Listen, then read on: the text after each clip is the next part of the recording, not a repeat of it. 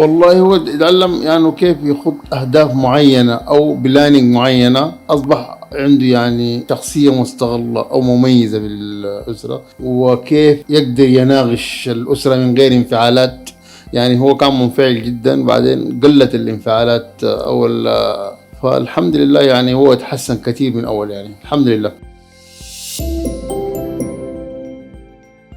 طيب ممكن نعرف السبب اللي حضرتك كنت شايف ان انت عايز رايح يجي الكورس عشانه؟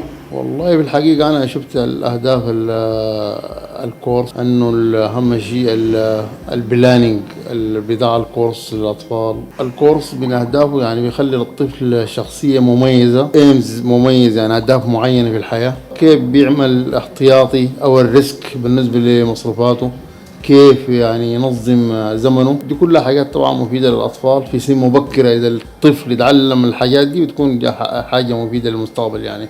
شكرا جدا لحضرتك.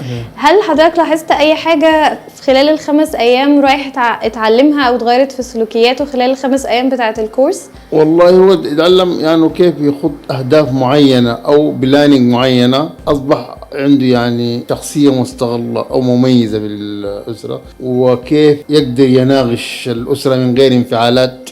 يعني هو كان منفعل جدا، بعدين قلت الانفعالات فالحمد لله يعني هو تحسن كثير من أول، يعني الحمد لله. طيب هل حضرتك لاحظت اي اختلاف في الكامب ده عن اي كامب تاني هو راحه، او اي نوعيه كورس قبل كده هو حضر فيها؟ كان في حاجه مختلفه عن نوعيه الكورسات اللي هو بيحضرها قبل كده؟ والله هو عمل كورس بالنسبة للإذاعة، يعني التنظيم بتاع الكورس بتاعكم صراحة يعني كان منظم.